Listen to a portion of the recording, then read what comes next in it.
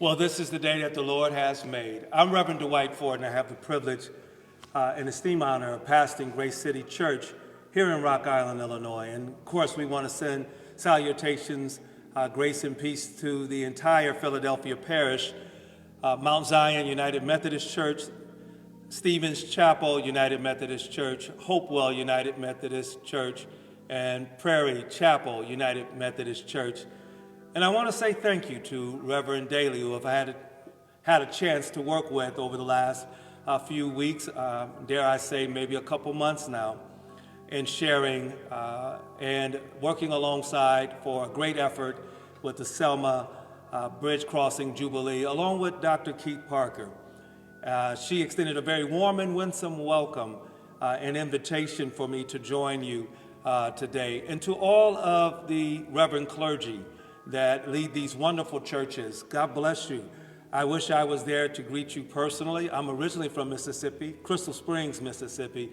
And of course, I was a Jacksonian for a number of years, attending Jackson State. And I miss family there. Most of my family still resides in Mississippi. And so about an hour and 45 minutes down the road into Crystal Springs, maybe a little bit over 2 hours, we absolutely wish that we could be present with you. But thank God for technology. And so on this day that we celebrate Black history, I want to invite your attention to walk with me through the text of Isaiah, the 43rd chapter, verse 19. And it's a wonderful text that gives us an understanding of what I would dare call this idea of prophetic dream and a sense of future that is expected even in the midst of pain, problems, and challenge.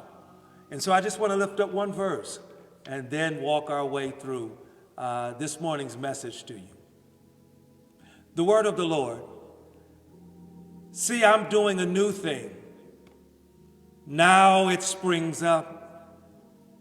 Do you not perceive it? I am making a way in the wilderness and streams in the wasteland. I want to speak just for a little while this Sunday morning from the thought and idea, a new day, the renaissance, rebirth, and revival of Black hope. That's what I want to talk to you about. Now, God, give us insight, understanding, wisdom to apply what we have and what we will learn to our daily lives. In Jesus' name. Amen. Black people in America have always maintained the capacity to dream. Regardless of our challenge and our setbacks or that which lies before us, even the deep pain of the nadir that we may exist in, we possess and have possessed the ability to reimagine, to reinterpret, using a hermeneutical genius to our lived experience and exegetically lifting and understanding and purpose out of what is. And we take what is and bend it to what ought to be. That's the work of the dream that we have within us. This kind of work, to see beneath the surface of pain, beyond the veil of suffering, into the possibilities and potential and power that is yet to be realized. That space is what I refer to as the dream. Yes, our text captures such aspirations in poetry and prose. The prophet Isaiah uses language to forecast the dream. It expresses the eschatological hope that is nothing more than just the earnest expectation of divine intervention as God stepping into the status quo of the injustice that is realized.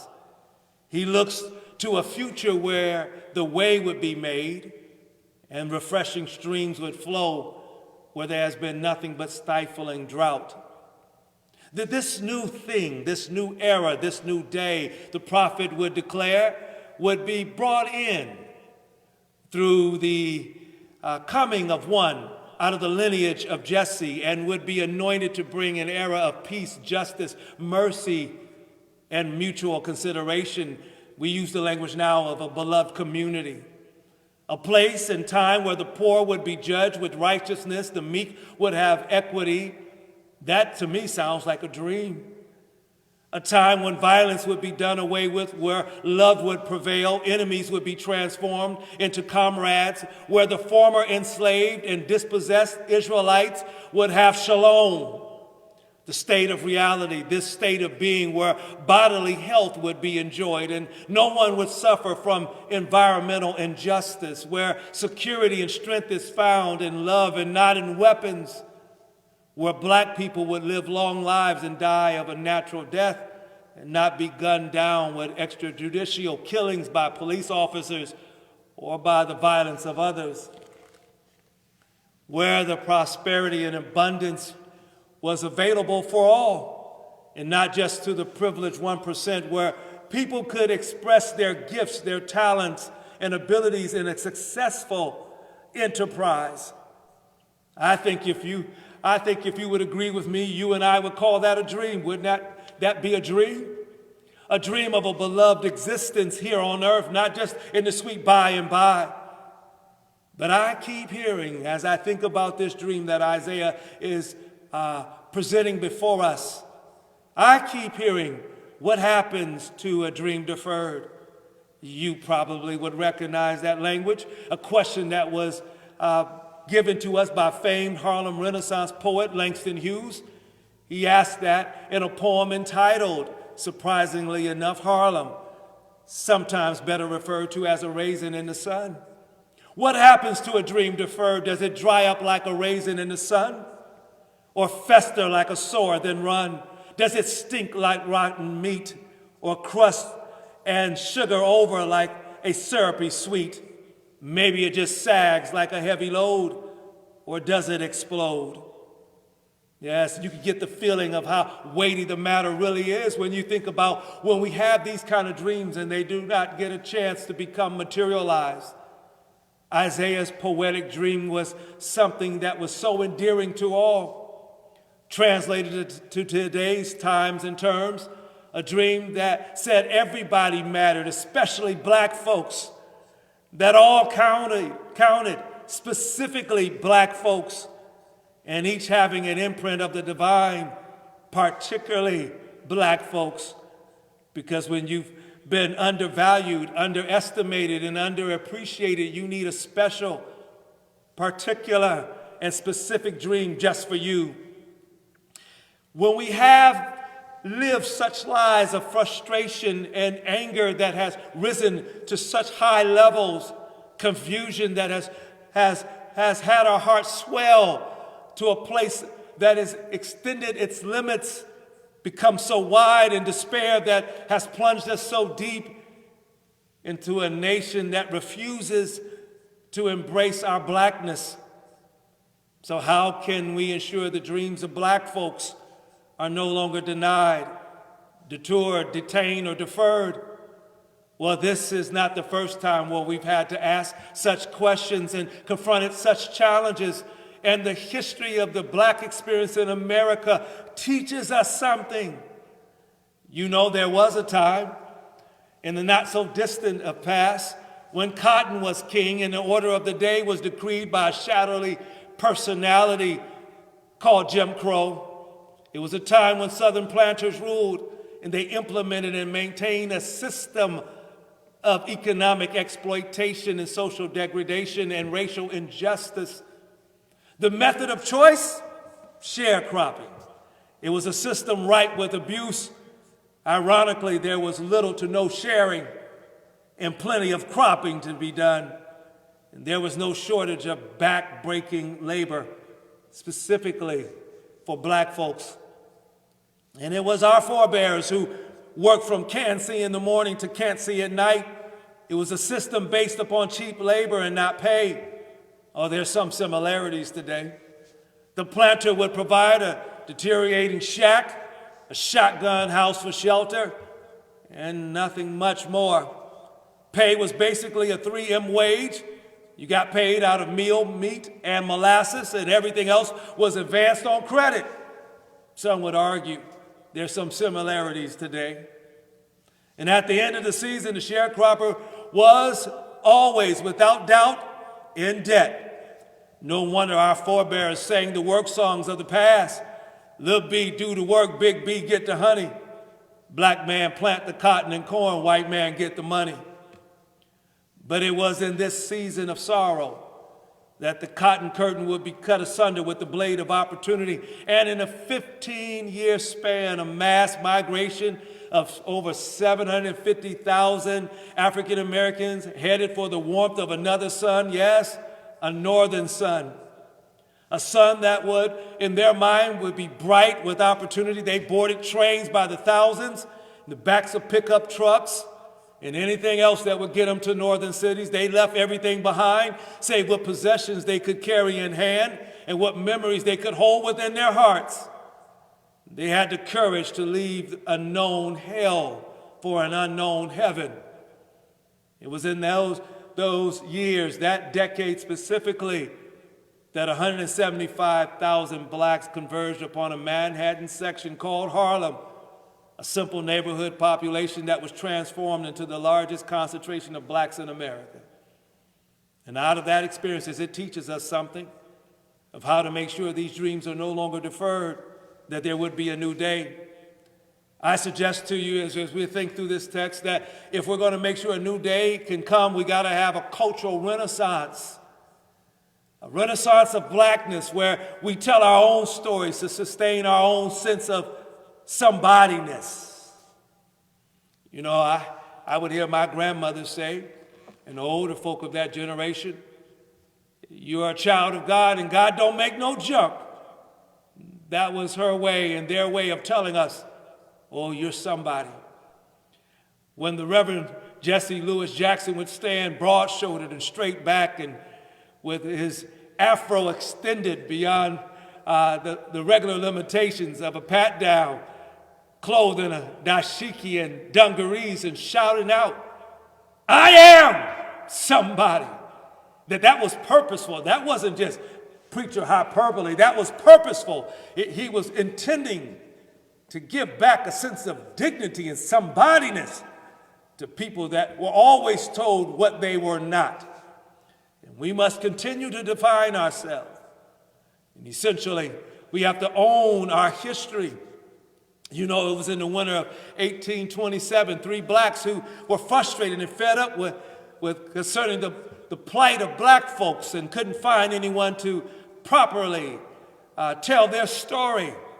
They convened in Lower Manhattan on Varick Street. In Lower Manhattan there, collectively decided that they would essentially use the press as a weapon, and they would pool their money together, and they launched the first newspaper in the United States to be published by African Americans, Freedom's Journal, an independent, totally autonomous voice for African Americans. And the opening editorial that they had and on the front page of Freedom's Journal was this: we mean to plead our own cause. No longer shall others speak for us. I love that. And you think about the Renaissance of people barely 50 years out of chattel slavery and forced illiteracy. During an age and span of years in the Harlem Renaissance, we launched our own black newspapers and magazines. Marcus Garvey's The Messenger connected continents and not just cities. We had Charles Johnson's Opportunity, highlighting the beauty of our culture. We had W.E.B. Du Bois' The Crisis, connected to the NAACP. We had the great Zora Neale Hurston, who gave us Their Eyes Were Watching God. Langston Hughes, who stated that the Harlem Renaissance was not about being acceptable to whites, but about a commitment to the expression of our individual dark-skinned selves. I love the way he said that. A commitment to our individual dark-skinned selves. And we must continue to express our individual dark-skinned selves because once again, we're facing distorted stories and disfiguring images of ourselves by media outlets and public policies and the majority population that sometimes have an injuring indifference toward us. But what they did not count on back then and what they do not expect now is our continued voice that we have always been a people who have not only expressed ourselves, but we have always been a people to define ourselves. We defined ourselves before the Mayflower. We were and remain a people of distinction with brilliance in science, math, language, and medicine. We have a rich and noble history. Even in the light of exploitation, we've come from a mother named Africa, the second largest continent, the vastness of 12 million square miles, 50 independent countries, 537 million people, over 1,000 different languages and dialects. We are steeped deep in history and submerged in sophistication. But somebody told a lie on us, a lie that we were inferior, a lie about our character and our contribution. They told a lie about our beauty and our brilliance. Iago in Shakespeare's Othello said, a good name in man and woman, dear my lord, is the immediate jewel of their souls. Who steals my purse, steals trash, 'tis something, nothing, 'twas mine, 'tis his, and has been the slave to thousands. But he who flashes from me my good name robs me of that which not enriches him and makes me poor indeed. I tell you, our good name is based upon our own self-definition. We defined ourselves on the sea-soaked death ships crossing the transatlantic slave trade voyage. They saw us as cargo and chattel, yet we saw ourselves as temporary confined kings and queens. We defined ourselves when they said black was ugly and a burden to life, but we declared that we would tell our story because we understood the essence of the African proverb that suggests until lions have historians, hunters will always be heroes. And it was the Renaissance that, in the words of Alan Locke, that transformed social disillusionment into race pride. And we began to declare in no uncertain terms that black is beautiful. And the latter would shout out, I'm black and I'm proud. And today, in the spirit of the Renaissance, we continue to define ourselves. For some have said that, yes, black folks would rather go to jail than college, that they would rather get something free or sell drugs than work, as if we have some degenerate gene that assigns laziness to our color, as if we have some adverse reaction to hard work. If you do any deep delving into history, our history reveals that you cannot find a harder working people on the planet. Yes, people that essentially have always had to do more with less. So how can we be lazy when we built the pyramids and today they stand as a marvel to scientific genius? How can we be lazy when we founded the University of Sankore, the leading place of scholarship in the world from the 10th to the 16th century? How can we be lazy when we designed the bridges that spanned the river, when we picked the cotton that clothed, when we dug the ditches that covered the dead, when we built the colleges that educated and started hospitals and bedrooms and made people well where we had nothing but the medicine of love? How can we be lazy? We're not lazy or stupid. That is somebody else trying to define who we are and rob us of our somebodyness. Our responsibility is to ensure that we invest into the human personality with an indelible footprint of our history that makes of us a people that is rich in personhood and brings a sense of pride in our somebodyness. But we also must bring a creative revolution through the arts. That's what the Harlem Renaissance teaches us. What it teaches us that we can essentially express ourselves and give a new reflection and a new presentation of our people.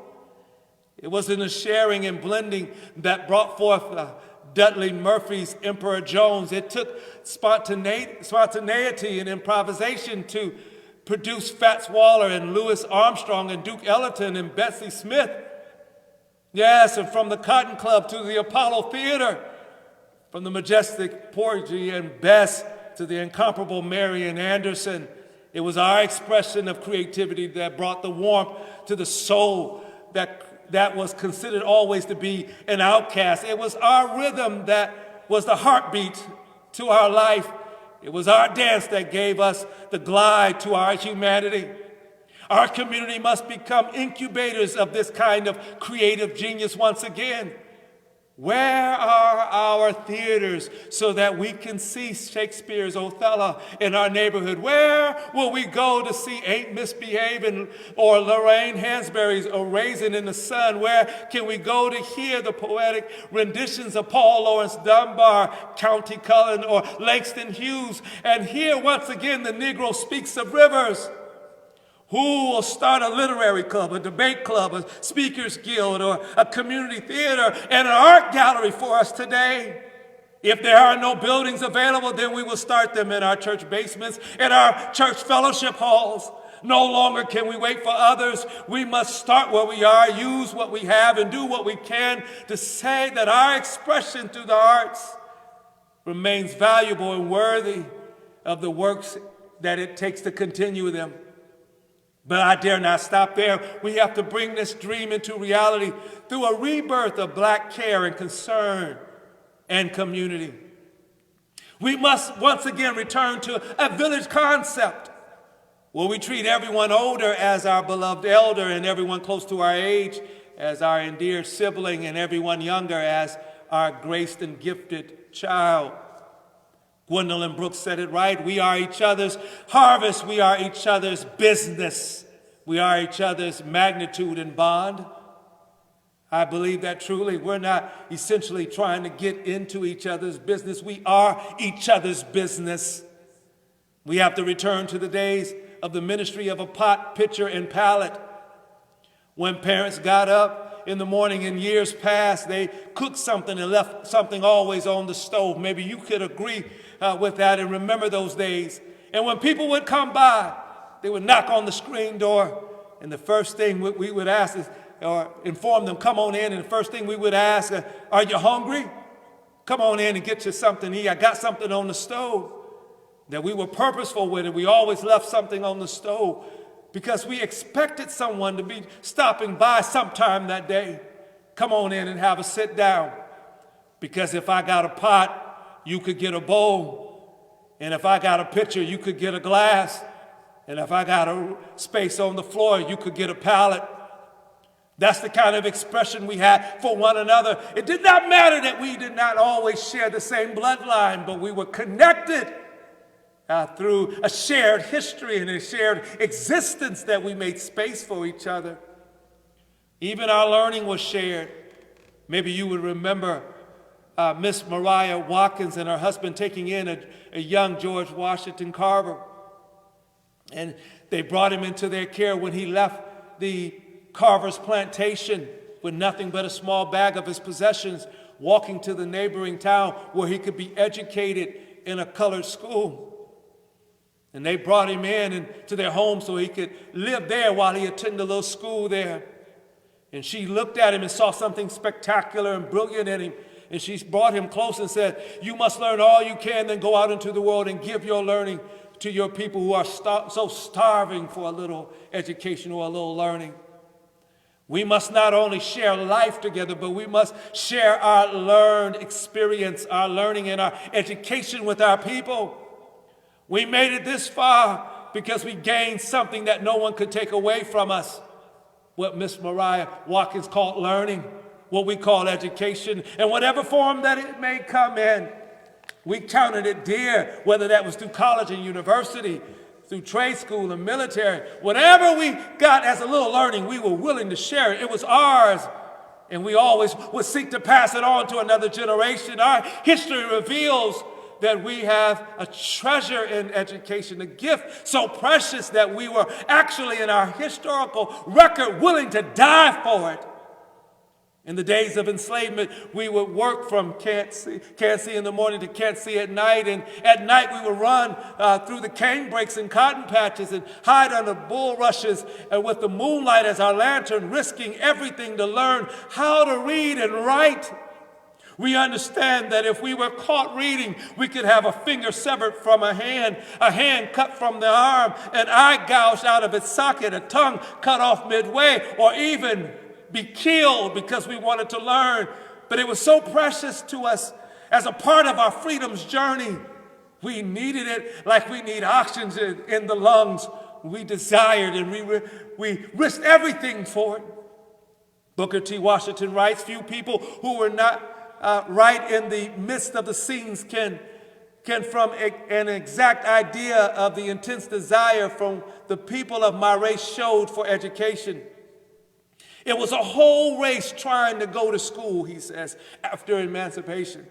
Few were too young and none too old to make an attempt to learn, end quote. In 1879, Harriet Beecher Stowe stated concerning newly freed blacks, they rushed not to the grog shop, which is the tavern, but to the schoolroom. They cried for the spelling book as bread and pleaded for teachers as a necessity of life, end quote. We educate because we still hear the cries and chose not to muffle their voices, for we still hear their stories, and we still need to make sure that they are presented with the truth, and we must respond. We must give them education. And education is not a privilege given, but a hard-pressed right that has been won. And not to provide a first-class education is the height of injustice. And injustice anywhere is still a threat to justice everywhere. And some have brought revolution through the violence of a bullet. Others have brought revolution through the power of the ballot. And yes, blacks have brought revolution through the book, and we've changed an entire culture through the classroom. So give us the classroom, and we will still inspire greatness. Give us the classroom, and we will produce scholars who will invest in generations to come. Give us the classroom, and we will produce clergy that will love mercy and do justice and walk humbly with their God. Give us the classroom, and we will, without rancor or bitterness, give purpose and dignity back to our people. Give us the classroom, and we will produce politicians with a conscience and a commitment to our people.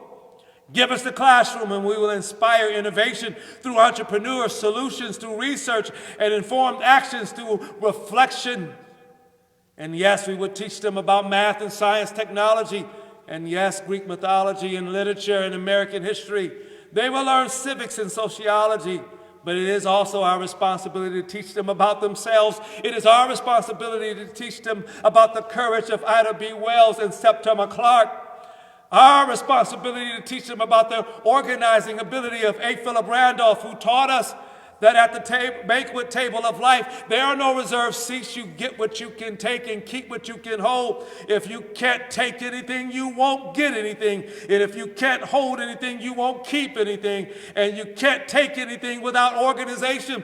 And yes, we will teach them about Fannie Lou Hamer, the spirit of the movement, who in fact gave us the will to fight on in the midst of all types of challenges. And we will learn about W.E.B. Du Bois, and we will learn about the economic greatness of Black Wall Street, and yes, other places throughout the United States where blacks came together and pooled their dollars. We would teach them about Mary McLeod Bethune, that taught us how to lift as we climb, and Paul Robeson, the tallest tree in the forest. We would teach them about Paul Laurence Dunbar and Zora Neale Hurston. We would teach them about us because our story is so important, and we stand a little taller, and because we stand a little straighter, because we're standing on the shoulders of giants that came before us. And finally, we must essentially revive the spirit of the black church. Yes, with a mirror and a conscience, a mirror of conscience and a window of hope. The black church who taught us how to be free in the face of fear. A church that took a warped and twisted white theology of slaveholder religion and transformed it into a theology of liberation. A church that is black not because it wanted to be, but because it had to be. When we face the politics of death, yes, the necropolitics that made being black is essentially as a death card, and policies that essentially crossed our humanity. And we had to be the black church, born in cane breaks and cotton patches and hush harbors, the faith in God that gave us fuel for the runaways and strength for the rebellions and the revolts to save black life. The prayers of Gabriel Prosser, Nat Turner, and Denmark Vesey, and Harriet Tubman, and so many others. The church that would come to age during the Black Reconstruction from 1865 to 1877. The church that would give birth to our schools and savings and loans and black businesses. The church that would exercise her muscle during the Civil Rights era from 1954 to 1968, bending that unjust system toward justice and securing the Civil Rights Act of 1964 and the Voting Rights Act of 1965 and the Fair Housing Act of 1968. The church that, yes, must equip its members once again to fight and push back against the heavy hand that has been laid upon us. That language is used from Frederick Douglass in 1853. A heavy and cruel hand has been laid upon us. As a people, we feel ourselves to be not only deeply injured, but grossly misunderstood. Our white countrymen do not know us. They are strangers to our character, ignorant of our capacity, oblivious to our history and progress, and misinformed as to the principles and ideas that control and guide us as a people. A great mass of American citizens estimate us as being characterless and purposeless people, and hence we hold up our heads, if at all, against the withering influence of a nation's scorn and contempt. Yeah, that means we have to go to work once again and ensure that our politics have principle. Yes, we have to ensure that it's time to exercise our power back into the political sphere. For politics is the process in which people who live in a democracy translate what we believe into public policy, and we practice such. It is the process that determines who get how much of what, when, and where of income, education, health care, housing, and yes, justice. Because we must now decide what kind of people we will be and what we will end up settling for and what our legacy will be. Now, as the clock of destiny ticks and the hourglass of opportunity continues to drain, we have to make this decision.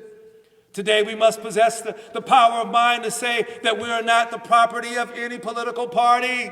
And yes, we're going to have to say all of y'all are going to have to do right by us, that we're going to have interests over our party, for no political party is a paragon of political virtue or juggernaut of social justice for blacks.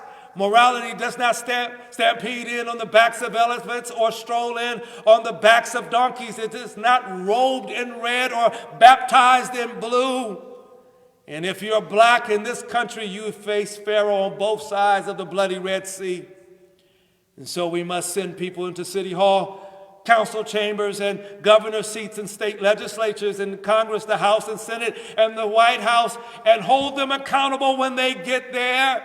We must exercise our power to speak truth to power. James Cone says that when black folks started becoming more prophetic in their preaching, they are essentially becoming unchristian and un-American to the vast majority of American citizens. We must not cower and consider it unpatriotic to raise the questions about our national character and our local politicians. Christ calls our consciousness to the highest level. And that's why we never should wrap the flag around the cross of Christ. They are not interchangeable nor indistinguishable. The flag represents our attempts to reach God through our democratic principles, as fallible and flawed as they may be at times.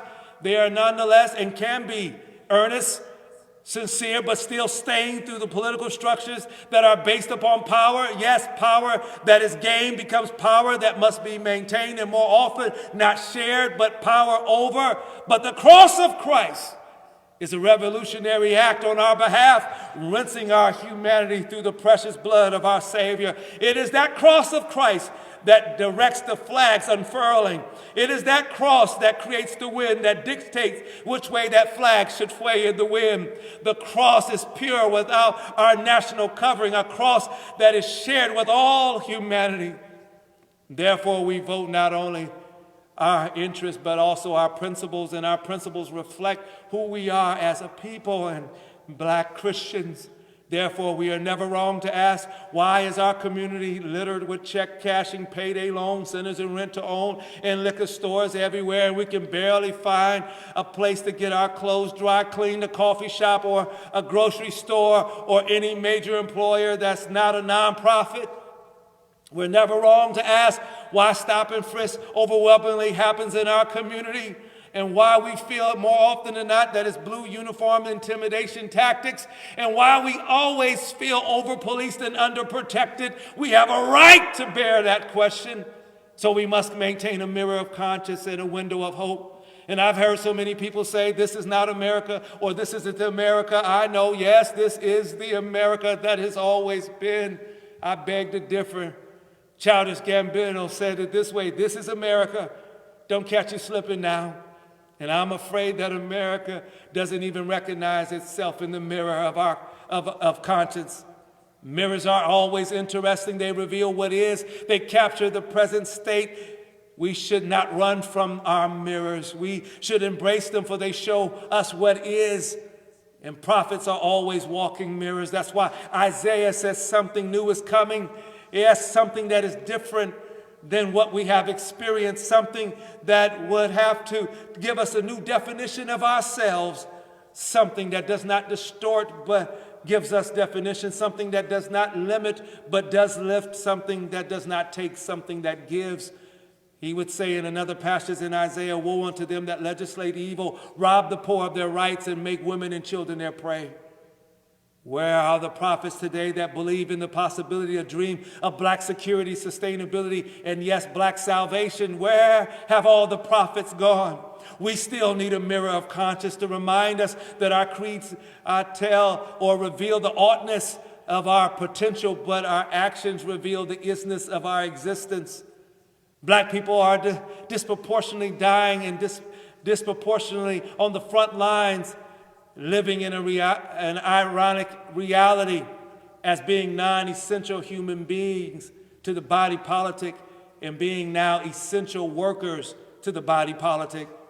We need a prophetic mirror to say that meritocracy is a myth created to produce a fabricated ethnocentrism about who gets promoted and who gets lifted up. We need a mirror to see that capital punishment is reserved for people who do not have capital.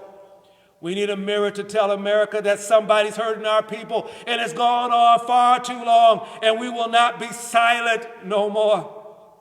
It's wrong to be, we have to tell America that it's wrong to be pro-birth and still anti-life. Yes, that we can tell if you're just pro-birth and you're really anti-life. If your budgets don't reveal enough in there to make sure schools are funded adequately and programs that uplift people and their humanity are funded at levels where they can do the work. Yes, we need to constantly tell our country somebody's been hurting our people and it's gone on far too long and we won't be silent anymore. But yes, we need a mirror, but we also need a window of hope. In Lorraine Hansberry's 1959 award-winning Broadway play, A Raisin in the Sun, Walter Lee Younger feels as if the dream is not possible. He's frustrated, and yet he stands in despair. He has a moment of breakthrough hope. He says, sometimes it's like I can see the future stretched out in front of me, just as plain as day, the future, mama. Hanging over there at the edge of my days, just waiting for me. A big, looming blank space full of nothing, just waiting for me. But it don't have to be. Did you catch the breakthrough even in the mirror of his existence? Did you catch the breakthrough of hope? Did you see the window of hope even in the mirror of conscience? He says, I can feel it, that it's looming, it's right in front of me. But then he says, it don't have to be. It don't have to be the way that it is. It can become something new. And this newness is going to come from a new leadership. People who are not only interested in yet what has been done to us, but also are interested in what we're going to do for ourselves. We have been down so long when it's time that we tell ourselves, up you mighty race, you can accomplish what you will. A new movement of black hope and black redemption.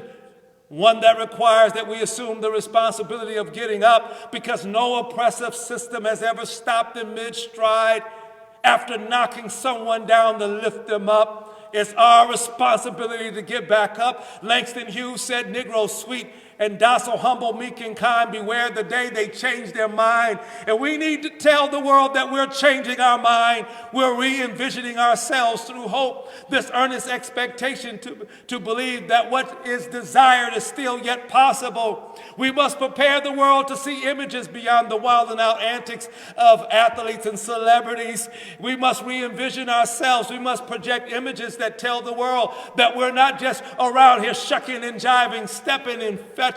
We have to tell them that there is, in fact, in the language of the Harlem Renaissance, that there is a new Negro whose back is straight, who does not scratch where they don't itch, that do not laugh when there's nothing funny.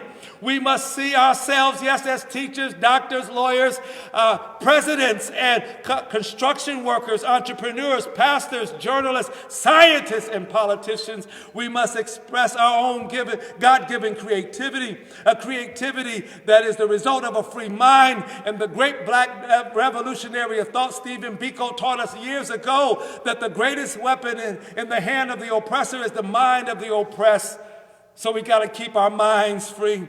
A free mind tells us that we're not just prepared for jobs and prepared to serve and prepared to make a difference through our employment, but we are also prepared to start businesses and organizations and our own schools if need be. A people that know who they are and why they are here. A people that know what they want and will stand and deliver. So we must act afresh and stand anew. We must act now, my brothers and sisters, for now is the accepted time, not tomorrow, not some more convenient season. For we must work while it's day, for night comes and no man can work. We must work while there is opportunity, until we can lift the low, and until the outcasts are becoming welcome, until the lonely have been comforted, until dreams are no longer deferred. We must work until every child born in the socioeconomic basement today can reside on the balcony of tomorrow's opportunities. We must work until voting rights are no longer threatened, until politicians realize that budgets are more than facts and figures and forecasts, but they are moral documents, and that they describe that all life is to be considered valuable and worthy of investment. We must work until justice rolls down like waters and righteousness until it comes like a mighty stream. So let us build a new day, a day where men and women returning from prison are no longer seen as social trash, but yet still as human treasures. We must work until there's a day where the graduation rates of black children exceed the national average, a day when politicians will no longer make a mockery of the obligation to serve all people and all neighborhoods and all realities, a day when the legacy of white supremacy is washed away in affirmative actions of redress and policies of remedy, a day where the last becomes first and the first becomes last, a day where the decaying communities become havens of hope, a day where our networks actually work, when we organize our efforts and mobilize our people and exercise our power, a day where love is common, peace prevails, and Black Lives Matter, a day when we make of this old world something new. That's the day that we're all working for. God bless you today. I pray that God's grace and speed would be upon you all. Thank you for the opportunity to talk to you about the dream of a new day, a day where we see and can witness and feel that idea that brings that reality. God bless you. Enjoy the rest of your Sunday. And I pray I have a chance to meet you personally one day. To the Philadelphia Parish, God's richest blessings be upon you all the way here from Rock Island, Illinois. We say we hope we see you soon. God bless.